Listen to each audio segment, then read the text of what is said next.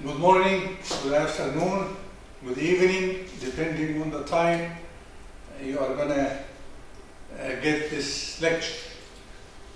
This lecture is part of the knowledge management course, and it focuses on knowledge capture. If you remember, in the lecture that I gave before the corona virus took place, I presented a framework of knowledge management in which knowledge capture was a phase or a stage or a process within this system or within this framework. Let me first just give just quick examples of the importance of knowledge capture in the crisis that the world is going through now. The whole world, all governments, all countries in the world are trying to capture the knowledge about the coronavirus and the cycle of that virus, how it starts, how it develops within the body, how it attacks the respiratory system, and how it grows, and how it becomes a real risk for the health and the life of people. You know, if you go to the media, if you watch TV, you will find that, you know, the whole world is trying to get knowledge, is trying to capture knowledge, trying to generate knowledge about this particular virus. In the presentation that I'm going to give, I'm going to make reference to the activities related to the efforts that are being directed to capturing knowledge regarding the coronavirus. At the beginning, let me just give elaboration, clarification of a number of terminologies in this regard. Knowledge capture, the focus of our lecture, our subject, focuses primarily on trying to capture, trying to hold, trying to get. Capture meaning getting, holding. Capture existing tacit knowledge. Primarily, I said primarily, meaning the challenge and the main focus is on tacit knowledge, knowledge that is within the minds of people, within the feelings of people, within the experiences of people, within what people have. So to make use of this, you need to extract the knowledge that people have. You need to get the experiences that people have so that you can avail it to others through sharing, through dissemination, through utilization. Tacit knowledge, the way it exists, is limited to its holders, is limited to the individuals or the groups that hold such knowledge. But if you want to make use of it on a larger scale, you need to capture it and to codify it, to document it, to put it in a form that is accessible and usable and understandable. Now, as I said, the main focus is on extracting and capturing tacit knowledge, but it is not confined to tacit knowledge, the knowledge capture. Knowledge capture can also be applied to explicit knowledge, to knowledge that is already documented, that is already in the databases, that is already in organizational memories, the documented memories. But the real challenge and the real difficulty is on the side of capturing tacit knowledge and transforming it into something usable, transferring it to become explicit knowledge. Okay, the second term is knowledge creation. Knowledge creation. Knowledge creation, from the word creation, focuses on internally creating knowledge that doesn't exist. How such creation takes place? How do you create knowledge? How do you generate new knowledge internally?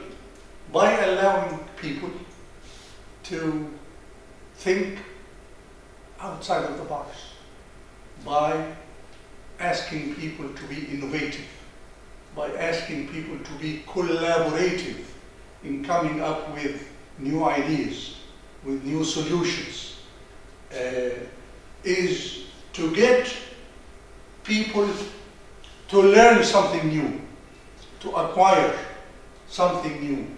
This is knowledge creation, and it is also a very important component of what knowledge capture focuses on. Knowledge acquisition. In my view, knowledge acquisition is different than knowledge creation.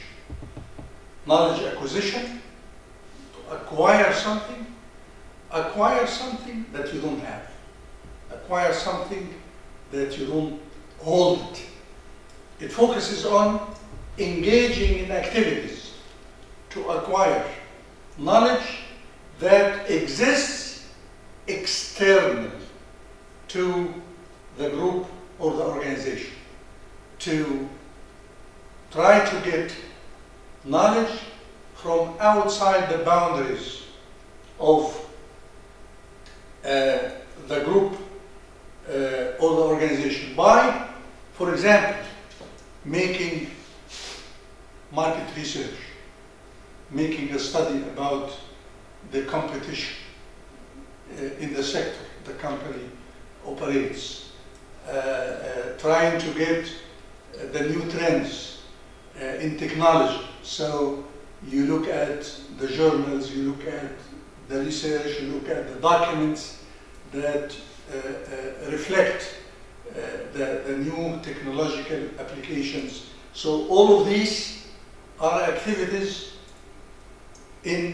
that try to capture or get knowledge or to acquire knowledge that doesn't already exist within the organization or within the group.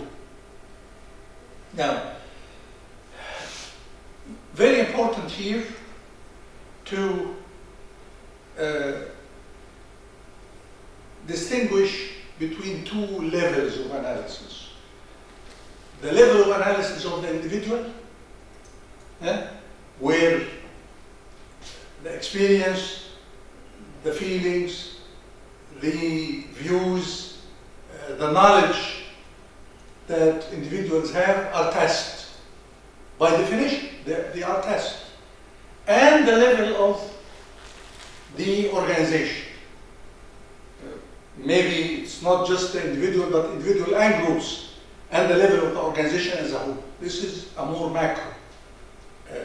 Both are important because you want to acquire and capture and transform the tacit knowledge that exists at the individual or the group level to make it organizational knowledge, to document it, to record it, to make it accessible to the whole organization, and to get it to be part of organizational memory. Both are important, but the real challenge really is to capture the knowledge that individuals and groups have. This is the most difficult. It is much more difficult to get what is in the minds of people, what's in their experiences, what's in their past learning, what's in their views, what's in their ideas, than to capture something that exists at the organizational level. Both are important. Of course, at the organizational level, the more challenge is with regard to dissemination, accessibility, utilization, application. The challenge at the individual level is to capture and to acquire and to extract the knowledge that people have. Both are important. Capturing knowledge that exists at the individual or group level and capturing knowledge at the organizational level, both are important for organizations to progress, to advance, to achieve their objectives, to meet competition, to meet changes in their market environment, to be able to respond to the challenges in their environment, and to be able to flourish and grow and be competitive. Let us start now on the subject of tacit knowledge at individual and group levels. Again, the knowledge that we are trying to capture exists within individual experiences, with individuals' minds, with individuals' repertoire of learning, memory.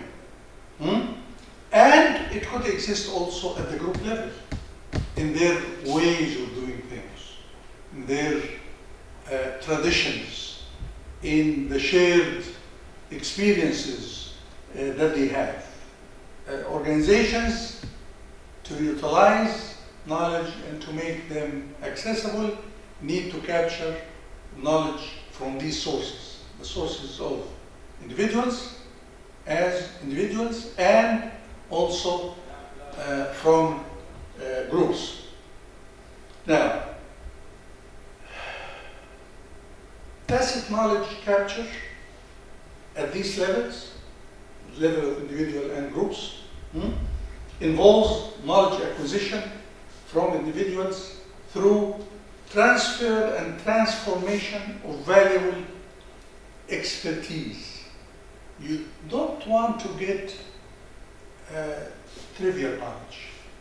It's not important for the organization to capture things that would not make value, would not be of importance, would not have impact on organizational decisions, would not benefit the practices or the policies of the organization in its various domains.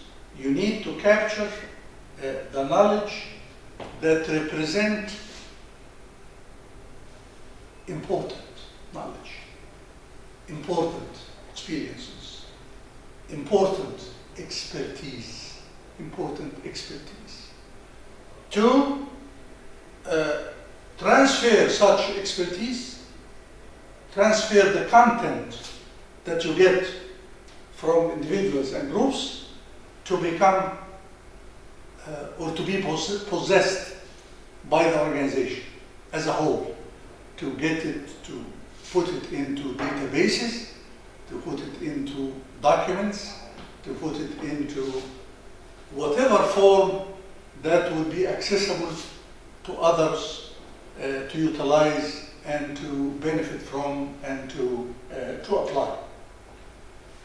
The processes of capture, or the main process of capture involves reducing a vast volume of details, reducing a vast elements of happenings, experiences that may contain important content and trivial contents.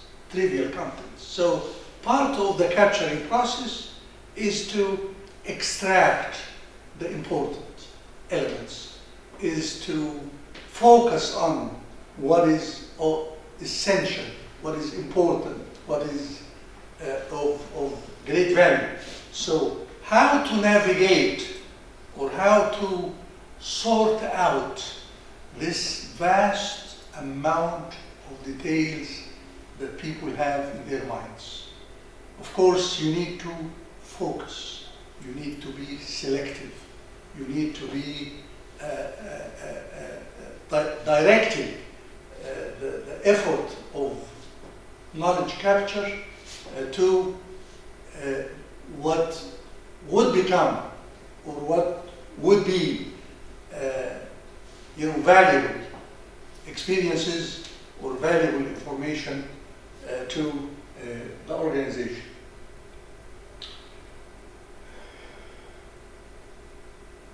By extracting these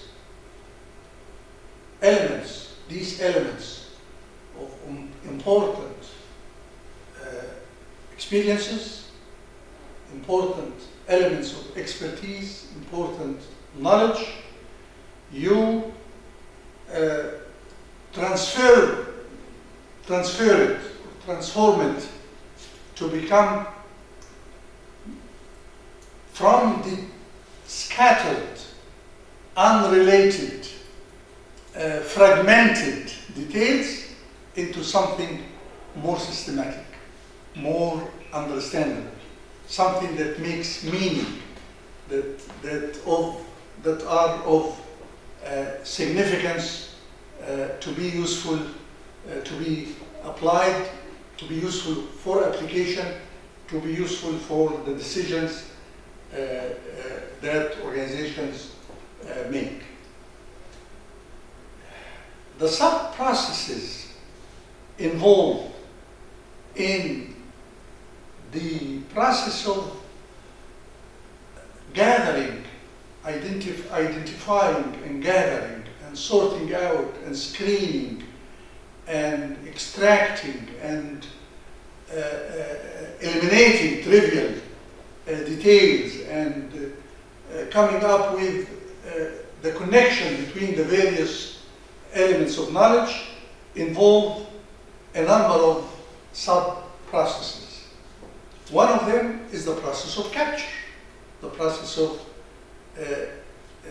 focusing on the sources of knowledge at the individual or group levels and try to extract it. The second level is to sort out, to eliminate the trivial elements, the detailed elements, to summarize, to conceptualize, to come up with something more general, like relationships, like principles, like charts, like procedures. This is the process of analyzing, describing, and sorting out knowledge. Analyzing, describing, and sorting out knowledge to come up with the core that will be useful for the organization. The last sub-process here, the knowledge that are obtained, that has been captured, need to be put in a form that can be stored, that can be documented. This process is called coding. Coding, meaning putting it into documented form, into a form that can be stored, that can be accessible. The sub-processes are more intensive in the case of tacit knowledge.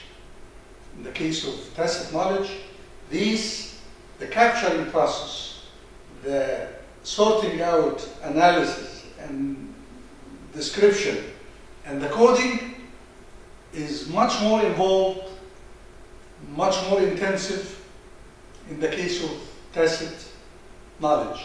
It is relatively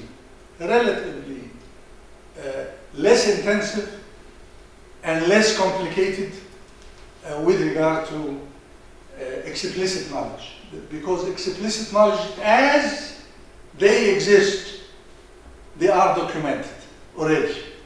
They are available. They are accessible. So to come up with extraction from them is much easier, relatively speaking, than in the case when the knowledge is fragmented, distributed, and scattered in the minds and in the experiences of people and groups.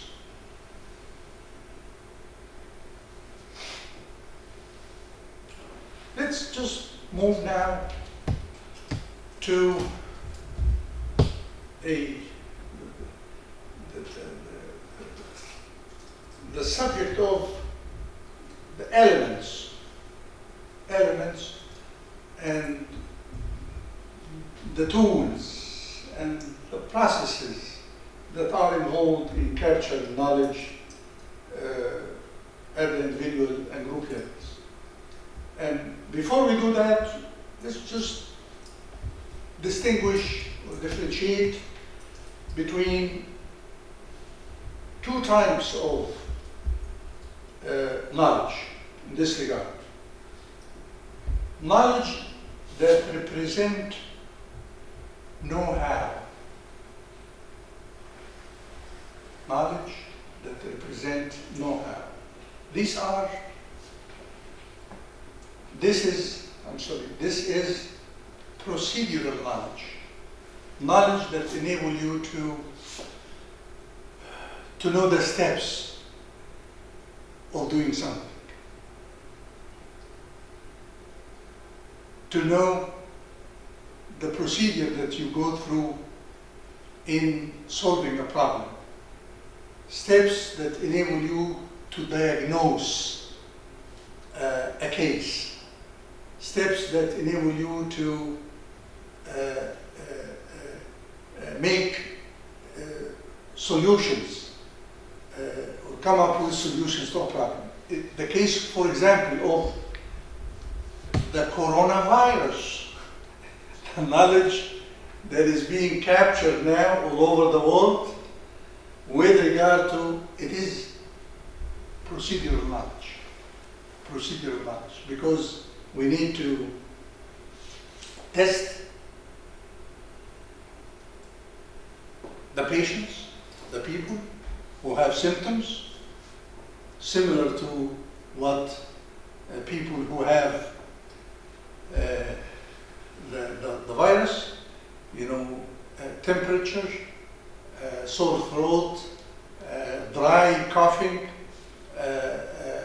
feeling exhausted, tired, and also how the illness or the sickness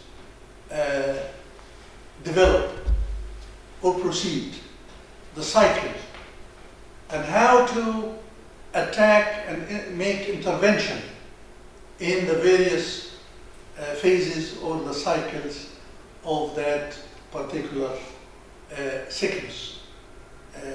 First stage, second stage, maybe later stages where intensive care treatment would be. So these are examples of procedural knowledge or the know-how type of knowledge. This is different than descriptive or declarative knowledge, the know what. The know what. The know what, for example,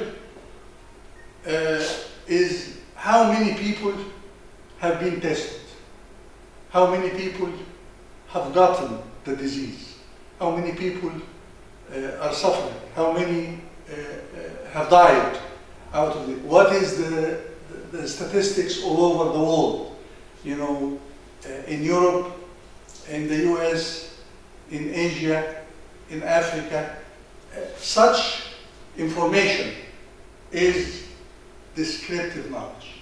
It doesn't enable us to diagnose, doesn't enable us to resolve, to define what are the intervention, the medical or the treatment interventions. So it is merely declarative or descriptive knowledge. Okay, moving now to the contemporary approaches to internal knowledge acquisition from individuals and groups, capturing knowledge at the individual and the groups. Remember that that I have mentioned, and the text also is clarifying this very well. You need to get the expertise that people have in a particular domain of specialty. For example, you need to capture the knowledge that people in the medical profession who have experienced cases of people who are infected by the coronavirus. You want to get their views, their experience. You want to get the experience that people in a particular specialty, I'm making reference here to the coronavirus and the medical professions, because this is a very clear case in the world trying to capture knowledge about through what? Not to ask common people, but to ask people who are specialized in the medical professions, in public health, in the type of specialties that deal with epidemic and endemic diseases. So how do you get, the question is, how do you get the knowledge that these people have? How do you get the tacit knowledge, the implicit knowledge that these people have?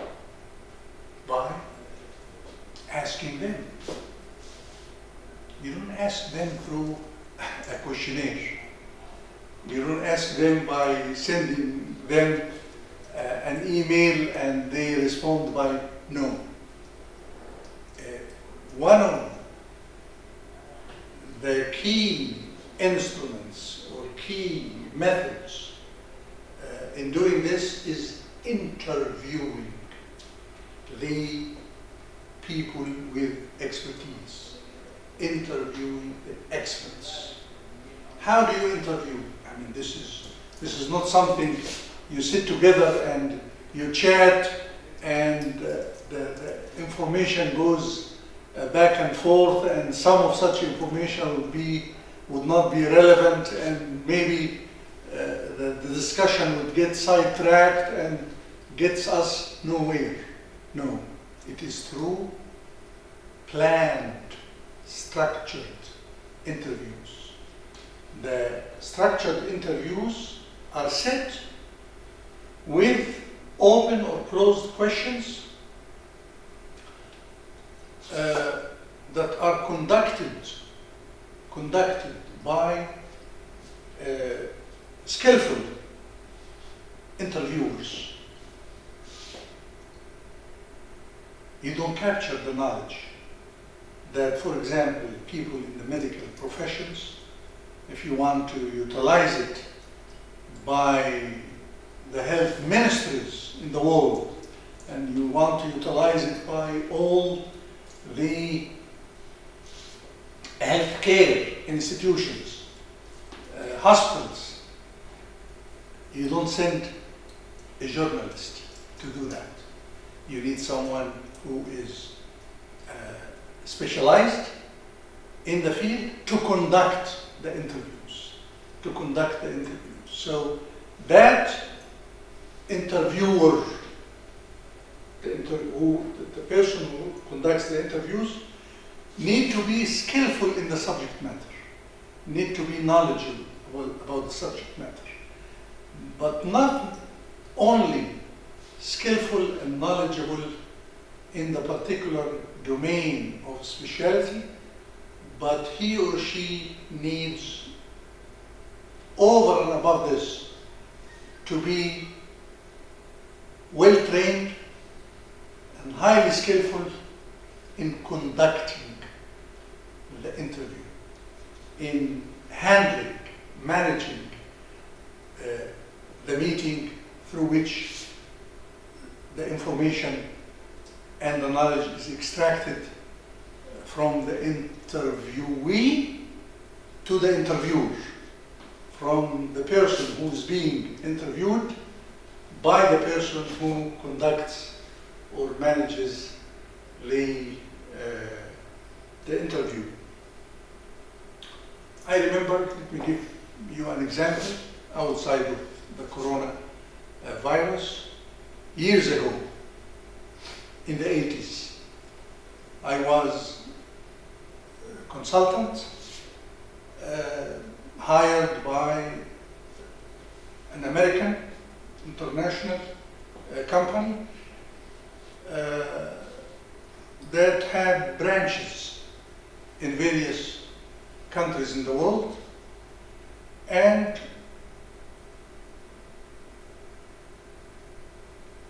it had a system, the company, it had a system called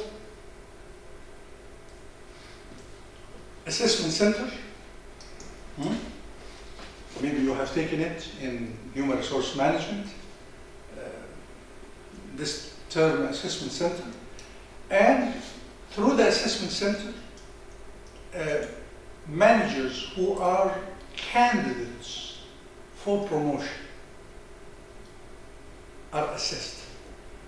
So what I used to do on behalf of the company is to interview and conduct the assessment center for the candidates who work in the countries in the Middle East, in Gulf countries, in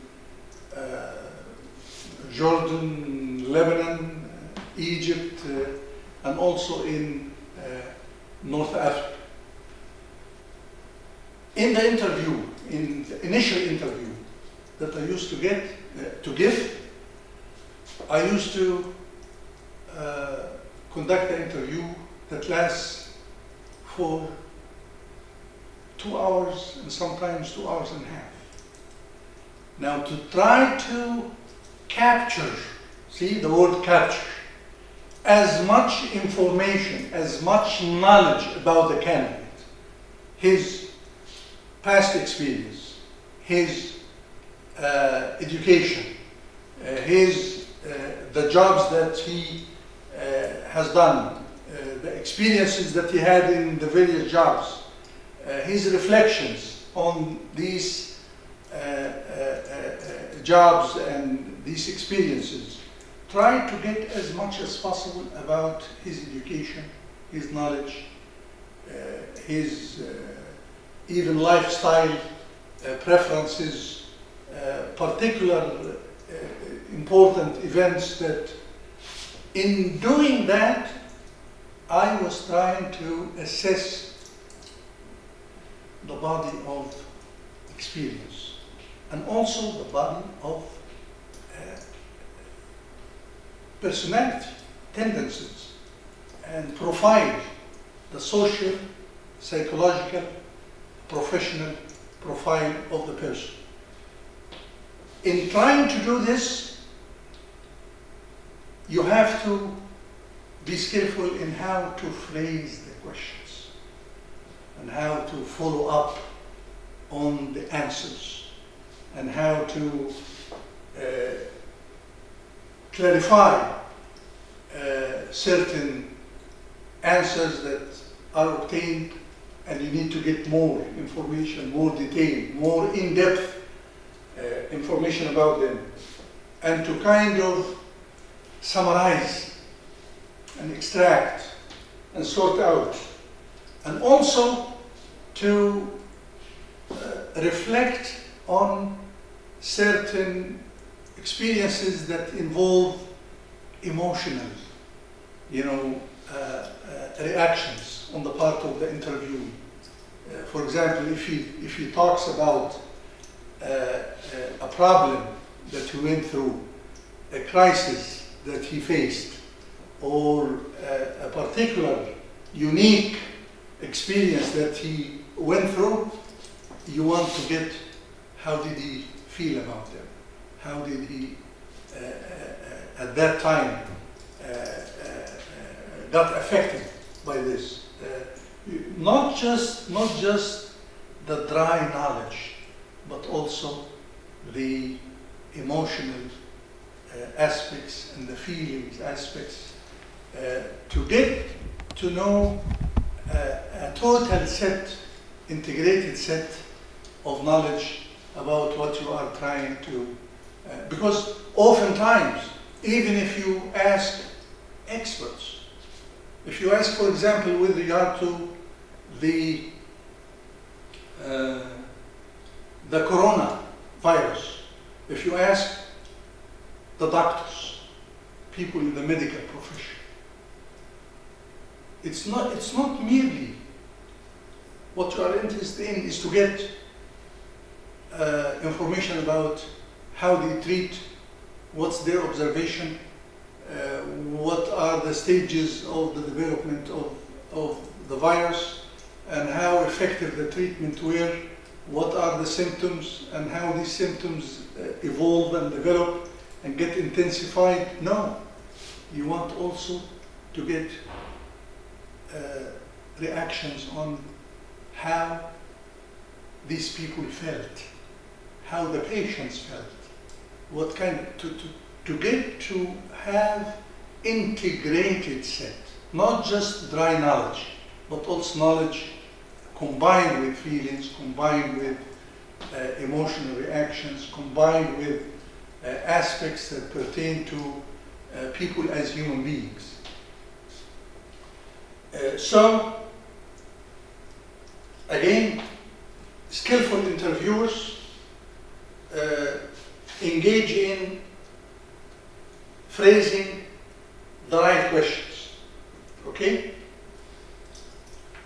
And not just phrasing, but paraphrasing in a way to make the question easy to understand, to make the question easy to comprehend by the interviewee, to clarify if what they get from the interviewee a piece of information that needs further elaboration, then they ask for clarification.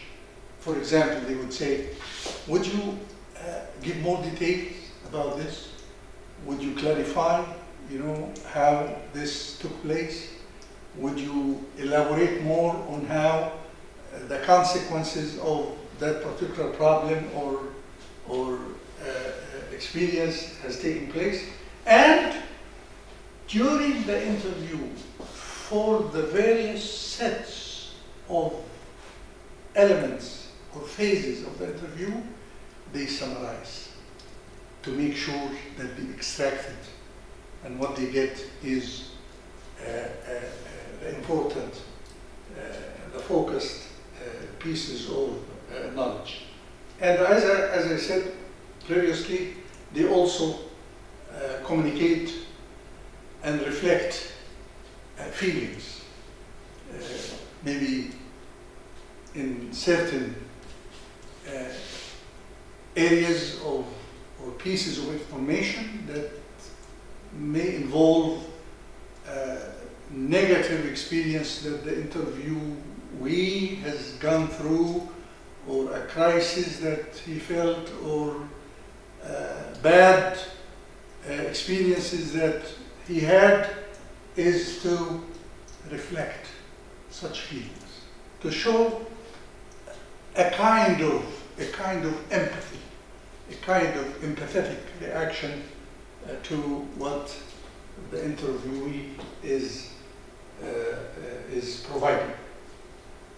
Now, in a particular area of expertise or domain, usually more than one interview would be needed.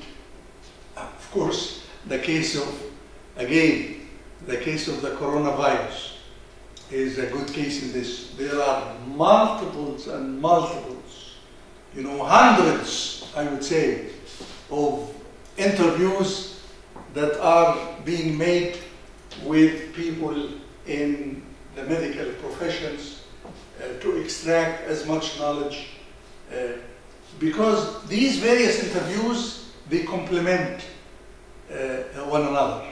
One interview may get you a set of knowledge or certain elements of knowledge. Another interview would verify what you get in the first interview, but with other people, not with the same interviewees, with other interviewees. A third interview maybe is to link what you get in the first interview with the second interview, and so on and so forth. You kind of, in certain areas of expertise or certain area of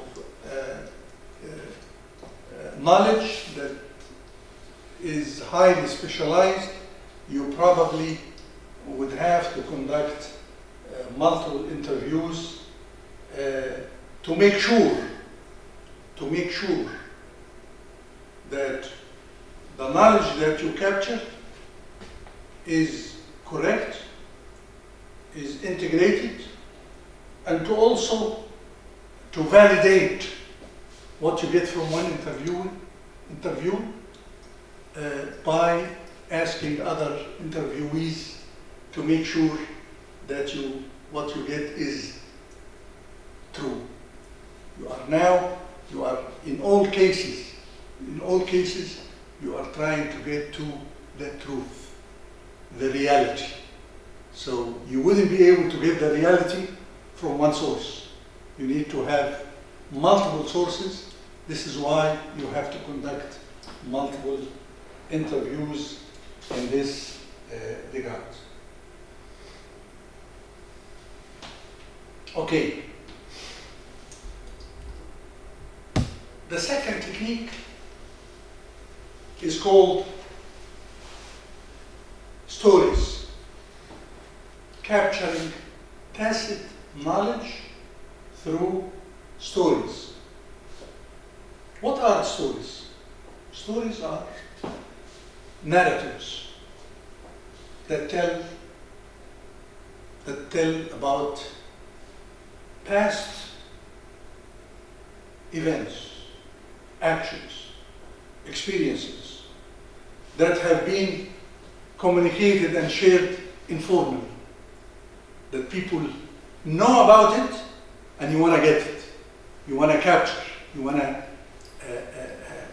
gather it to make an integrated set of such information to transform what is being shared informally in the form of stories to make them explicit knowledge, to transform them into explicit knowledge. For example, I will give two examples. One is with regard to the coronavirus. How, for example, I've been watching CNN,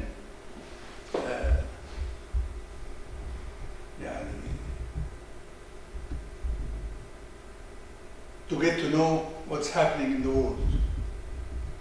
So CNN focus in some of their reporting on stories that have taken place in Italy, for example, that have taken place in New York, how they mobilized the state to increase the capacity of the healthcare hospitals to be able to accommodate, if they get, for example, a large number of people, how would they have, what have they done? So to come up with a certain set of actions that constitute a total story or a narrative. I know also of a technique that utilize stories in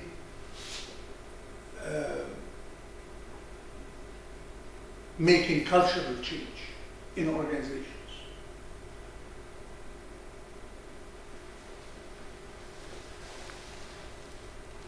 About 10 years ago or more, I was part of a consulting team, and that team was providing organization development consultancy to a mobile communication company that was operating in the region, in the Arab region and also in Africa. And one of the techniques that was used to elevate people's feelings and people's commitment and people's energy and psychological energy and the energy embedded in groups and teams of people is to hold settings where people tell about events that they have gone through, about stories, about happenings that they have gone through. For example, one of such events that I remember is that this particular company was establishing a branch in Bahrain. And in establishing the branch, they put a target that they would launch that branch within, for example, a month. So the team had to work very hard to arrange and to set the technical aspects of providing the mobile service and to promote and make advertising and marketing campaign and to set the place, the offices, the outlets where people will have to buy lines of this particular company. So teams were assigned to do various tasks. So at the end, to utilize their experience in facing that challenge, facing this important event in the life of the company, they were asked by the consultant to meet and to tell their stories, to tell what happened. By telling, by expressing, you get the tacit knowledge that they have about this particular, in this case, about this particular project. So, stories contain rich information about events, about happenings, about sequence of events, about culture, about settings, about context, and about who did what and who didn't do what, and what are the roles of the various people within the story. Okay? So, stories or storytelling technique in knowledge capture, to be effective, to be an effective tool to capture knowledge, the stories that would be under focus need to focus on good, interesting, concise, authentic, real, not fictitious, not something that is exaggerating. No, something that has happened in reality. Something that if other people will listen to the story, they would believe it. They would trust that this is exactly what happened. And stories that would make an impact. Stories that would influence people's values, people's feelings, people's knowledge.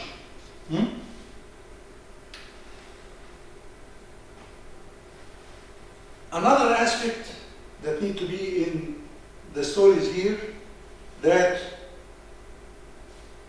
they need to be a way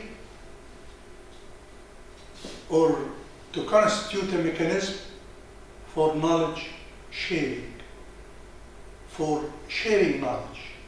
The important aspect of the story here is not just to entertain people, but rather to educate them, to get them to learn new lessons, to get them to get the experiences of others. So stories in this regard represent mechanisms of sharing experiences.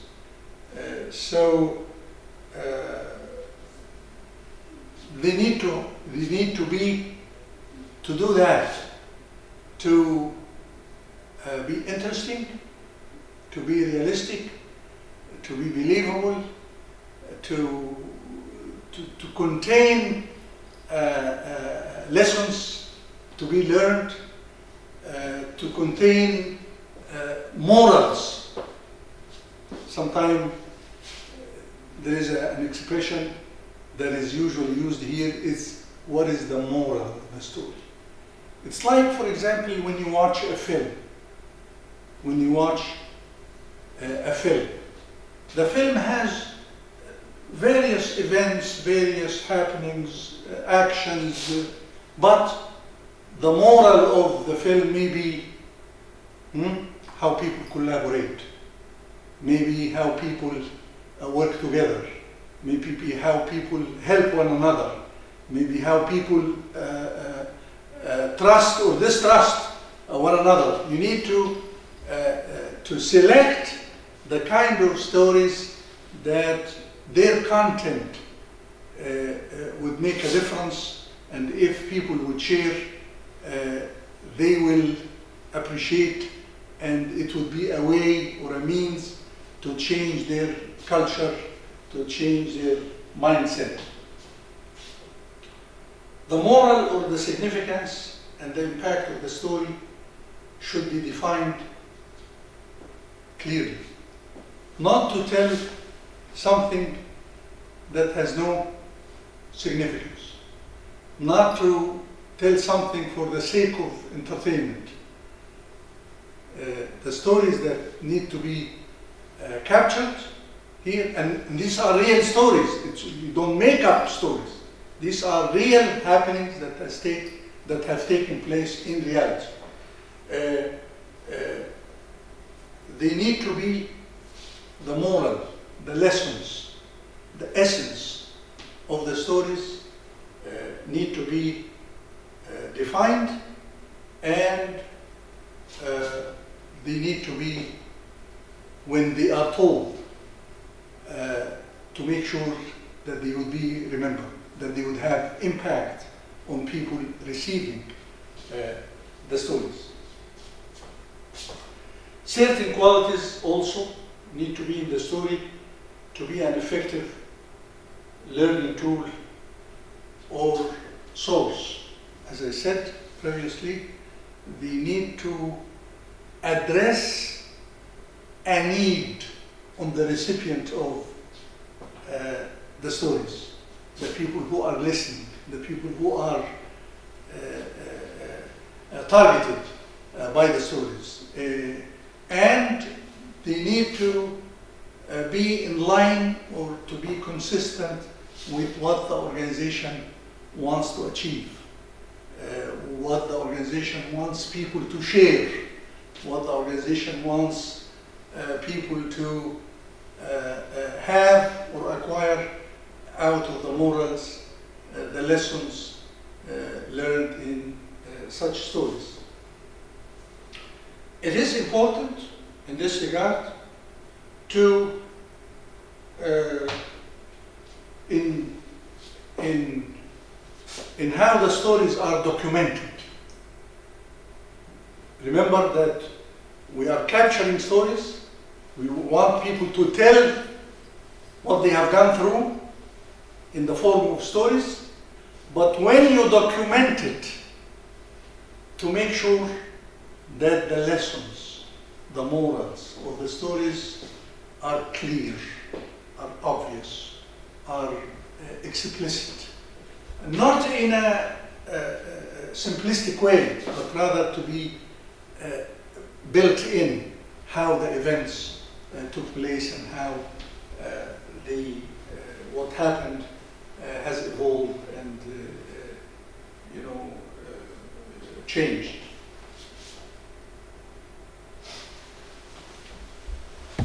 Learning by being told.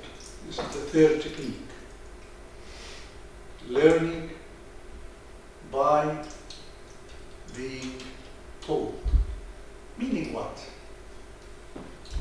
Meaning someone, he or she wants to have a piece of knowledge, so he goes to a source and asks that source to generate, to get, to access, to provide the knowledge that they have.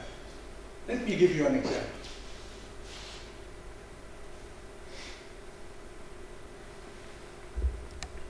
an example from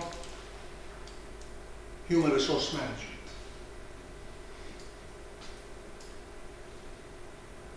You go to a company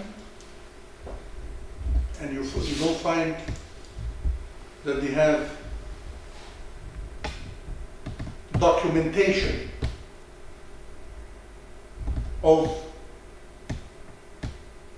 what people do, documentation of the job profile, documentation of the so-called job description.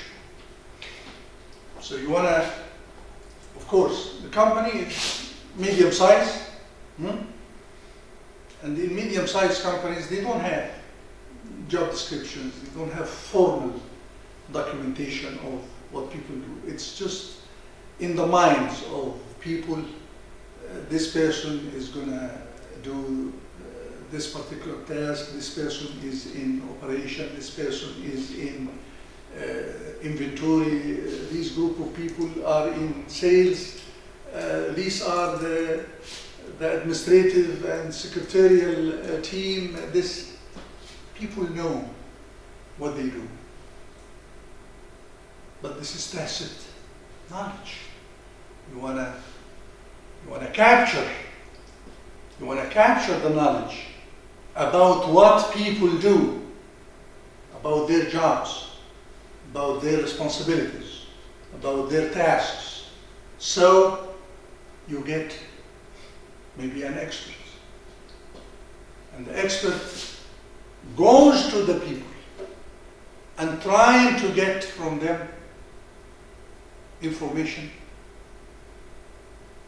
and knowledge about the various tasks that they do and how much each task consumes out of time, how regular these various tasks, who are involved from other units with the task that particular people do, what is the connection, what is the input, what is the outcome, so on and so forth. So the knowledge manager, that is the expert in job analysis, the expert in job profile, goes to the people in this example and asks them, what do you do? Of course, such questions would be provided in very systematic way. It may involve a questionnaire. It may involve also, in addition to the questionnaire, interviews with the people, and also maybe verification of the information and knowledge obtained with the supervisors, the managers of the people from whom the information was extracted. So, learning by being told. Being told by who? People doing the jobs. And who is extracting the information? The job analyst, or the expert, the consultant. So the information obtained, the knowledge obtained, are verified. You go back, you get a set of information or a set of pieces of knowledge about what the job contains in terms of responsibilities, tasks, decisions, addressing certain areas, so on and so forth, and you clarify and you verify. You verify by going to the source that you got the information from, and perhaps by verifying it with other sources, going to the managers to make sure what the employees have provided are real and correct and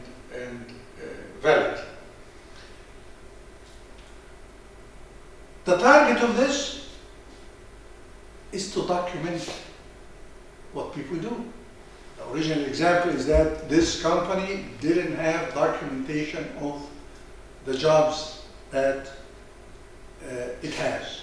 So the target is to extract knowledge about job responsibilities, tasks, roles, actions, so on and so forth, to document it, to transform it, to translate it into explicit, documented organizational knowledge.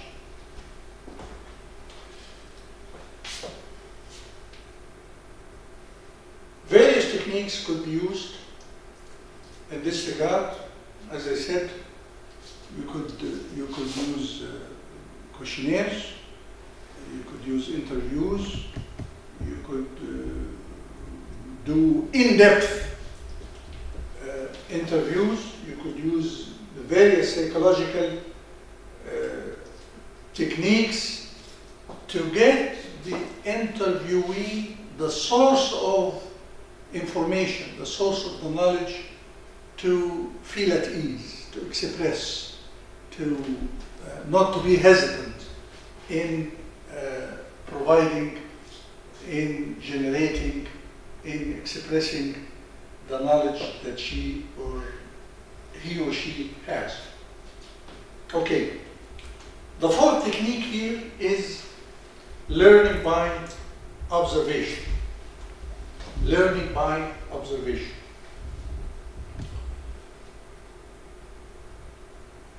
What does it mean? Learning by observation. Something that is happening, something that is taking place, and you want to capture it. You want to record it.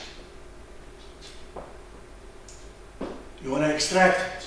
You want to extract the knowledge involved there.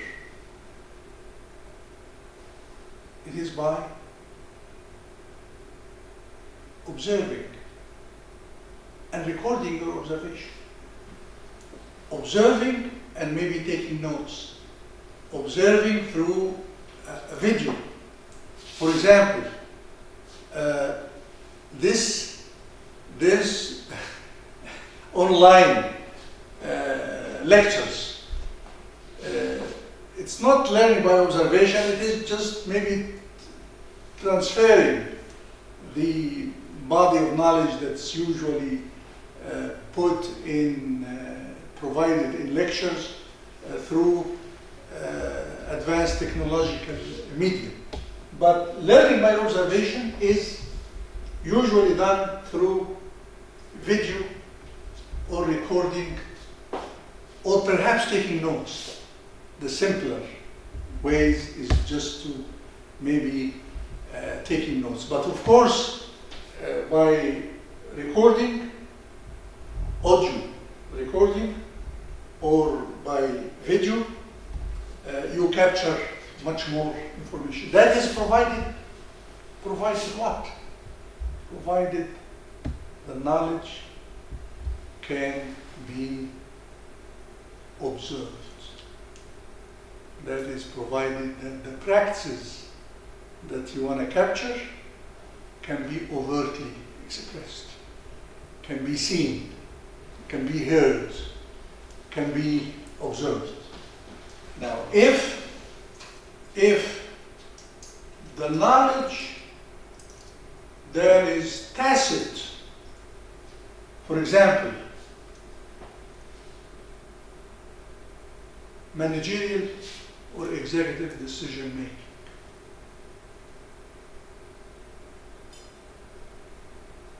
making, executive problem solving, executive crisis management. Can you record it? Can you video such practice, such behavior? No. Of course not, because most of this represent internal, mental, cognitive processes that cannot be seen outside. It can be done perhaps through interview, in-depth interview. What did you think when you faced at first with this problem? How did you react? What came to your mind? What were the previous experiences that relate to these problems, to this particular problem? What are the various options or alternatives that were available to you? Okay, these can be obtained, these questions, the answers for them can be obtained through interviewing, but they cannot be obtained through observation. Observation here focus on what can be observed. What are the events, the actions, the behavior that can be recorded or observed. They may restrict, of course, when you go and video someone while he or she is doing a task, or when you video a group of people while they are discussing something, and you know that what is being recorded is going to go somewhere to be analyzed, to be examined, to be evaluated. This may restrict their freedom. They may behave differently under the recording or the videoing, the observation, than in real life situations. In real life situations, they may feel at ease. Nobody is observing, nobody is watching them, so they may act much more freely.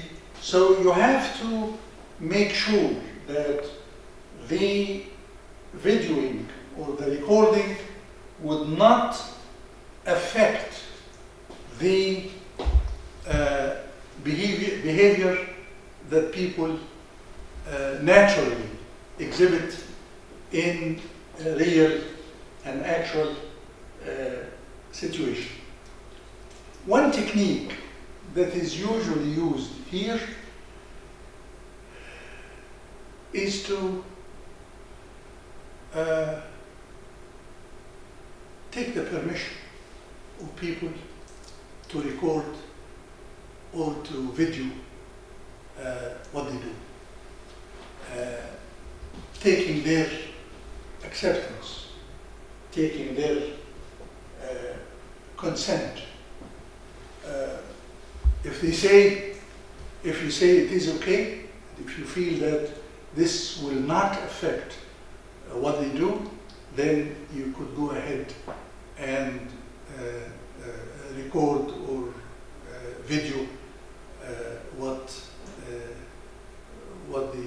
they act, what they do. If they have reservations, if they feel uneasy, if they object, then don't go. Don't proceed into using that particular technique to extract the knowledge of what people do in real life activities. There are other various methods of tacit knowledge capture. One of them is to hold ad hoc sessions. Sessions that are not planned, scheduled, designed ahead of time. Sessions that are held or organized to meet an emerging need, to meet an emerging problem. informal meetings or gathering that may include brainstorming sessions or activities, usually to get people who belong to a particular area or speciality, the so-called community of practice, to address a certain problem or to provide help or to try to resolve a particular problem or try to come with innovative solutions to something that has emerged and there is a need to address it quickly and as soon as possible. This is why it is called ad hoc. Ad hoc. Something that is not planned ahead of time. Something that is not designed ahead of time. Something that addresses something emerging.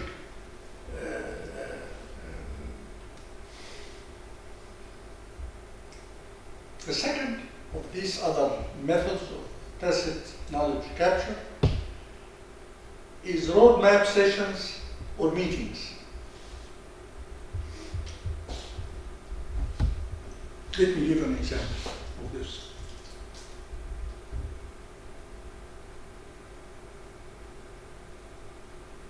In well-managed hospitals and in five-star hotels,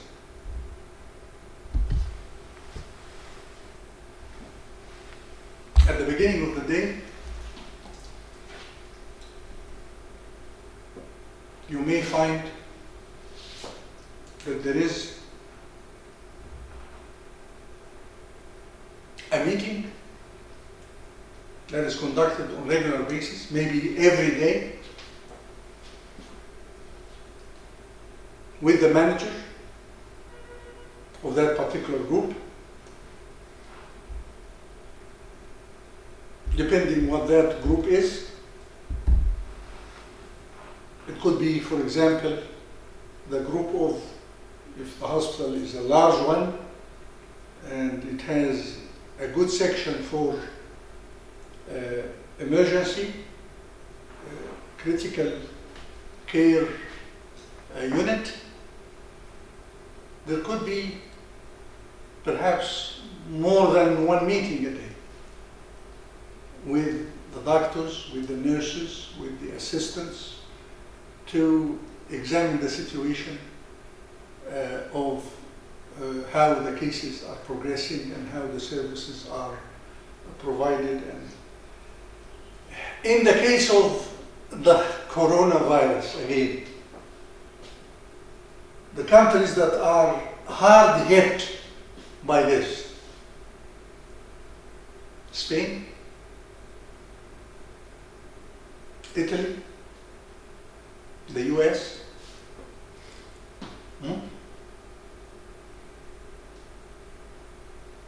their healthcare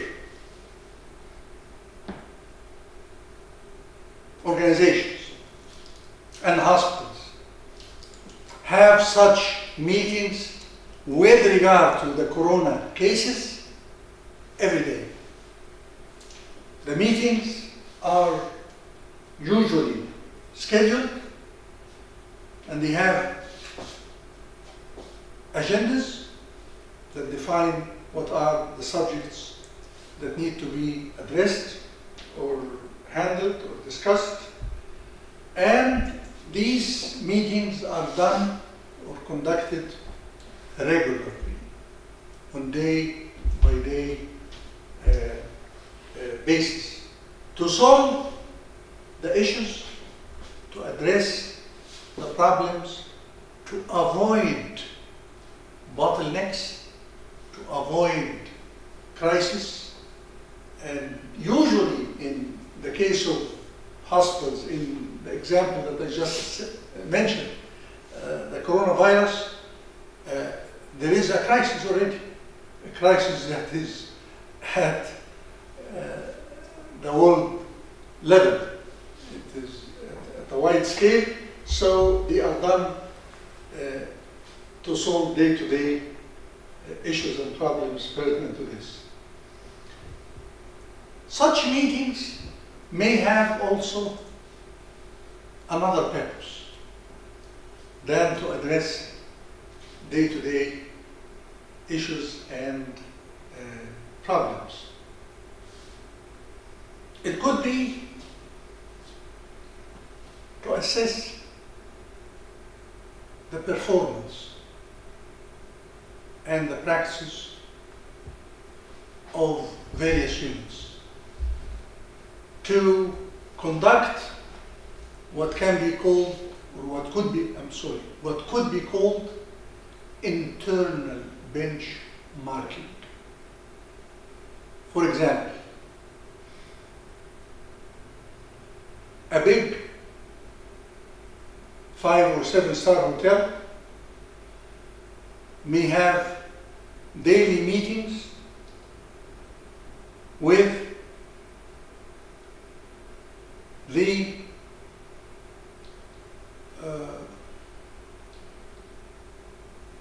supervisors responsible for the various floors or the various areas of the hotel, or the various restaurants in the hotel, to be able to compare this particular restaurant, how did it do with the customers.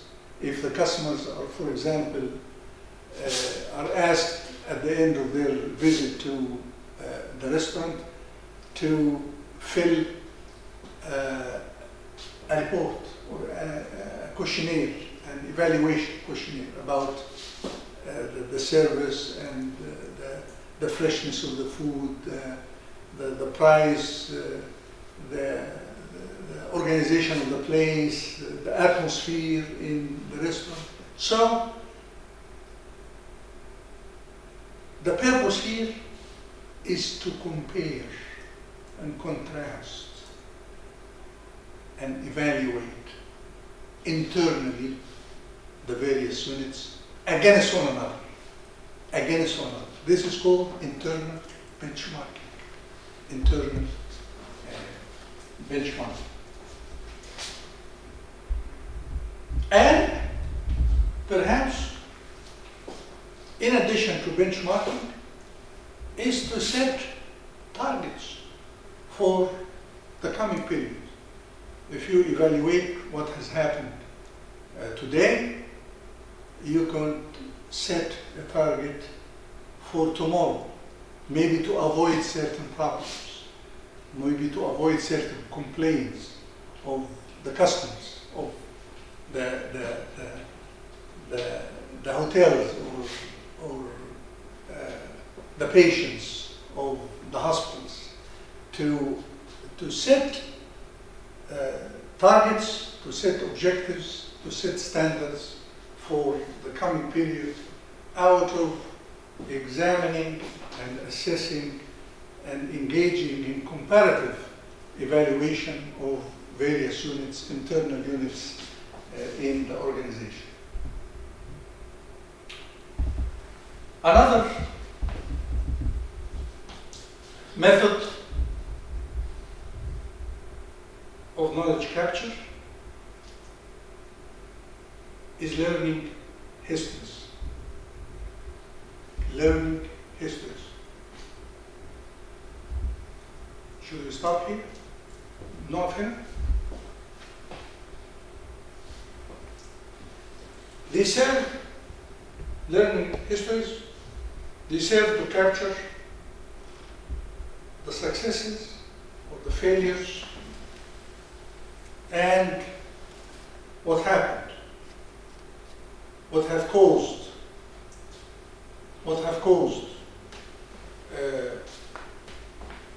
to get these results, the successes or the failures. and how the organization and the various teams or groups or units in that organization have reacted to what has happened, and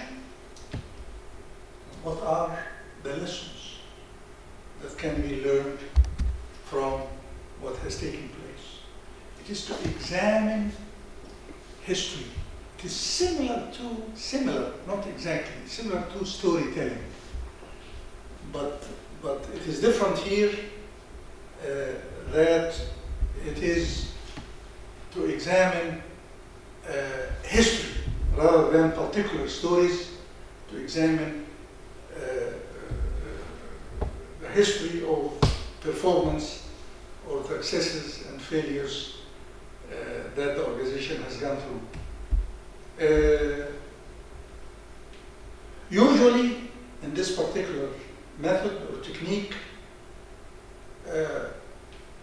people who are involved in what has taken place, in the successes that have been realized, or in the failures that have taken place, is to ask them about their views, to reflect on what has taken place. You do that to extract not merely what has taken place, but how people view it, how people see it, how people consider it, what it meant for them, what it constitutes in their minds.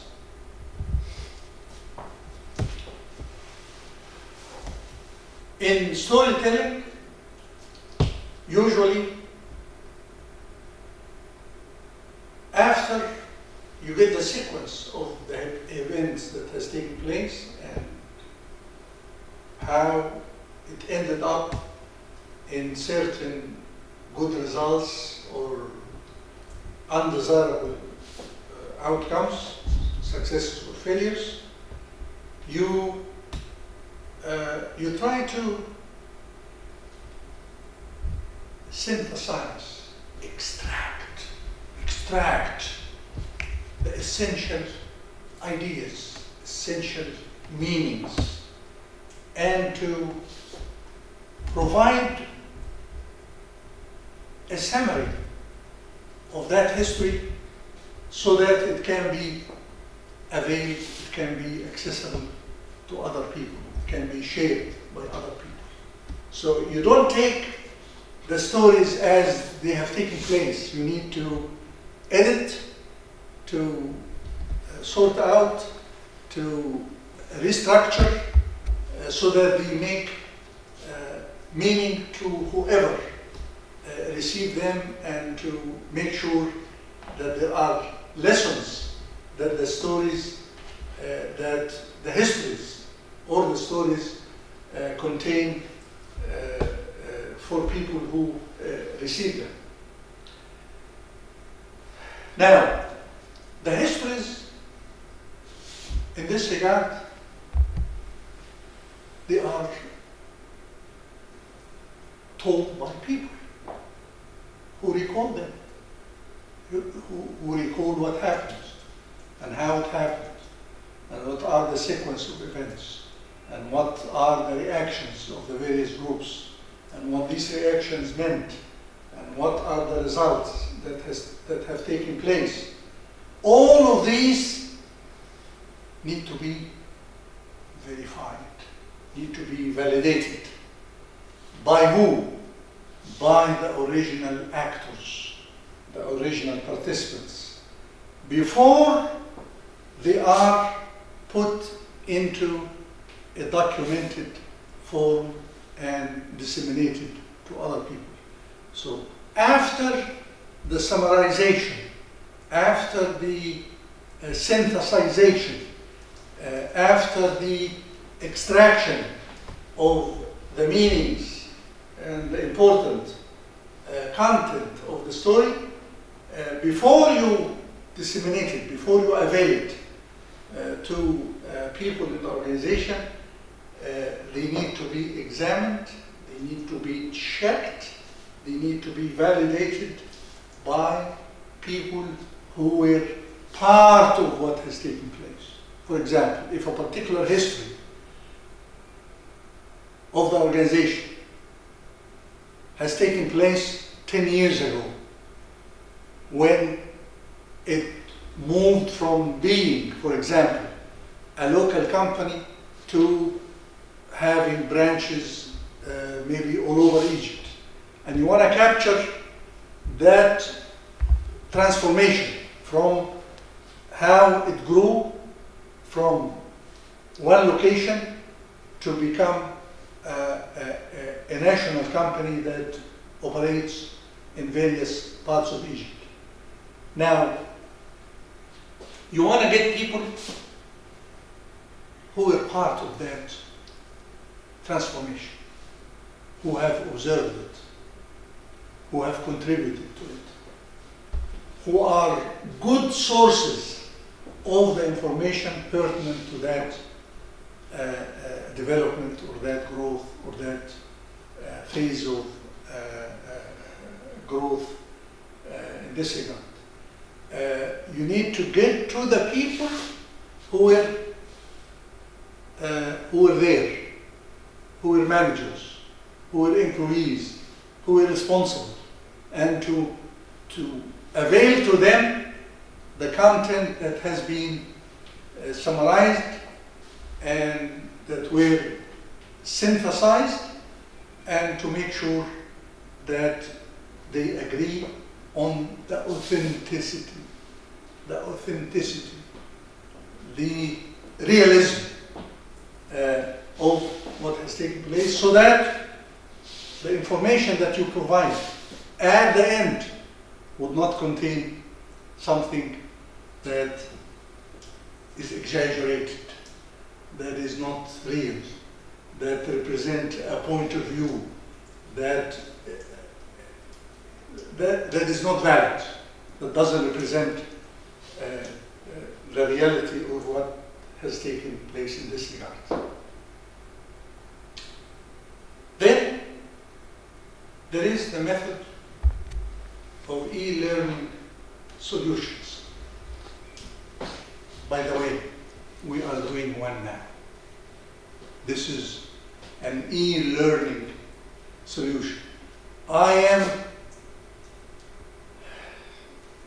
through the system, through the online lectures, I am getting out from my mind the tacit knowledge about the subject and elaborate on it, give examples, clarify, analyze. So I'm getting out what I know to be recorded, to be taken, to be captured by this e-learning technology, the video recording, so that at the end it will be available for the students who would like to see and study the subject through going into the YouTube and to the subject that I am. So they typically involve capturing procedural knowledge, not declarative or descriptive knowledge. And they also focus on how change has taken place and to explain and to justify and identify the factors that have contributed to that change. They include online courses like this, and computer-based training systems to make available tacit knowledge, similar to the knowledge that I have, to make available this tacit knowledge to a media that records what the instructor, like in my case, has, and to disseminate it and avail it to a larger number of people. The last, I'm going to see if it is the last or not the last. Yes, it is the last. The last of these other methods is learning from others. Learning from others. How? By external benchmarking. Company tries to get to know the policies or the practices of other companies, trying to gather information about the competitors, trying to capture knowledge and information about the practices and the policies representing leaders in the particular sector, best practices. This is one. Also, another example is attending conferences and extracting knowledge that is being expressed in the symposium, in the lectures, in what takes place in the conferences, by attending exhibits and expositions, by conducting specific studies, like for example conducting a market study, by asking certain groups of customers about their views, their experience with a new product that has been put in the market recently. And by inviting, these are just various examples, by inviting guest speakers to come to the organization to give their knowledge, to give their views, to talk about their experiences. In the subsequent lecture, I'm going to move to key knowledge acquisition phases and to knowledge capture at the organizational levels. So I'll stop here. Thank you.